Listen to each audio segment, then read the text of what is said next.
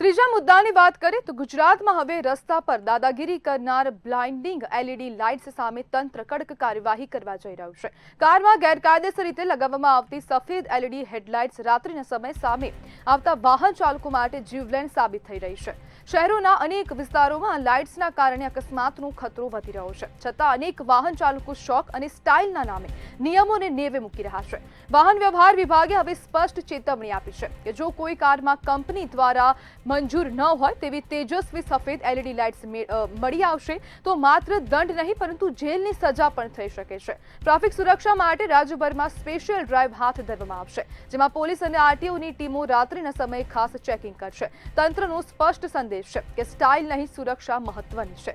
જો તમે પણ તમારી કારમાં વ્હાઇટ એલઈડી લાઇટ લગાવી હોય તો આજે જ દૂર કરો, નહીં તો દંડ, કેસ અને જેલ ત્રણેય માટે તૈયાર રહેવું પડશે। અને હવે ટ્રાફિક વિભાગ દ્વારા ડ્રાઇવનું આયોજન કરવામાં આવશે અને આગામી સમયમાં રાજ્યવ્યાપી હવે આ ડ્રાઇવનું આયોજન કરવામાં આવશે। તંત્રનો સંદેશો સ્પષ્ટ છે કે હવે સ્ટાઇલને હવે ગણવામાં નહીં આવે, માત્ર લોકોની સુરક્ષાનું જ ધ્યાન રાખવામાં આવશે। તેજસ્વી લાઇટથી રાત્રિના સમયે અકસ્માતની સંખ્યામાં ખૂબ વધારો થઈ રહ્યો છે।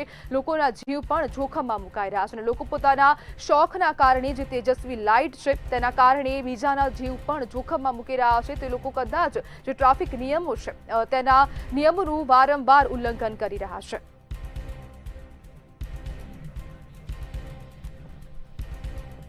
આપણી સાથે એડવોકેટ જાવેદ મુલતાની જોડાઈ ગયા છે। જાવેદભાઈ, બ્લાઇન્ડિંગ એલઈડી લાઇટ્સમાં જે હવે સામે આવી રહ્યા છે આવા ઘટનાઓ, વારંવાર આવી ઘટના સામે આવી રહી છે જેના કારણે લોકો મુશ્કેલીમાં મુકાય છે અને અકસ્માતોનો ખૂબ વધારો થઈ રહ્યો છે, તો હવે વાહન વ્યવહાર વિભાગ એક્શન મોડમાં આવ્યું છે, તો તેને લઈને શું કહેશો?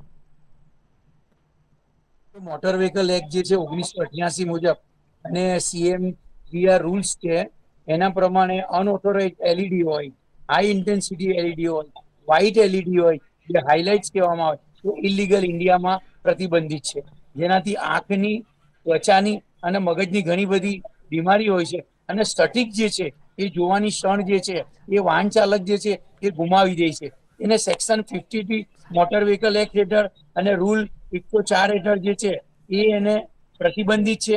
5,000 રૂપિયાથી લઈને 500 રૂપિયાથી લઈને 5,000 રૂપિયા સુધી જે છે એ પેનલ્ટીની જોગવાઈ છે અને જે તે પોલીસ અધિકારી છે એ વાહનને ડિટેન પણ કરી શકે, જેથી એવી એલઈડી જે છે એ વાહનો પર લગાવી પ્રતિબંધિત છે। જીવ, પોતાનો બી જીવ જોખમમાં મુકાય છે અને અન્ય નાગરિકોનો જીવ જે છે એ જોખમમાં મૂકી શકાય તેમ છે, જેથી આવી એલઈડી જે છે એ સરકારે કડક હાથે દરેક વાહનોમાંથી કાઢી લેવી જોઈએ। બલકે મારું તો એમ કેવું છે કે પ્રતિબંધિત એલઈડી જે અલગ અલગ જુદી જુદી સાઇડો પર વેચાય છે, સોશિયલ સાઇડ ઉપર, એના ઉપર પણ પ્રતિબંધ મૂકવો જોઈએ અને જે ગવર્મેન્ટ એપ્રુવ એલઈડી જે બલ્બ આવે છે એને જ્યાં સુધી સર્ટિફાય નહીં થાય ત્યાં સુધી જે છે આરટીઓ એવી એલઈડી વાહનમાં જે છે એ પાસ નહીં કરવી જોઈએ। જાવેદભાઈ, જે હવે વાહન વ્યવહાર દ્વારા આ ડ્રાઇવનું આયોજન કરવામાં આવ્યું છે, તો આ ડ્રાઇવ શું હવે ડેલી થશે કે પછી માત્ર એક ચોક્કસ સમય પૂરતી મર્યાદિત છે? જો એમ તો કાયદા પ્રમાણે ગુજરાત અને કેરલા છે ત્યાં જે છે હાઈકોર્ટના જુદા જુદા જજમેન્ટ છે એના પ્રમાણે જે છે એ એલઈડી પ્રતિબંધિત છે, પણ કાયદામાં જે છે કોઈ વાહનોમાં કોઈ લાઇટનો ફેરફાર કર્યો હોય એટલે મોટર વ્હીકલ એક્ટ પ્રમાણે એ જે ફેરફાર જે છે એ કંપની સ્ટાન્ડર્ડ પ્રમાણે નહીં થયો હોય જેથી પ્રતિબંધિત છે। જાવેદભાઈ, હવે લોકોમાં પણ જાગૃતિ લાવવા માટે પોલીસ દ્વારા શું પગલાં લેવામાં આવી રહ્યા છે, આપને ધ્યાનમાં છે?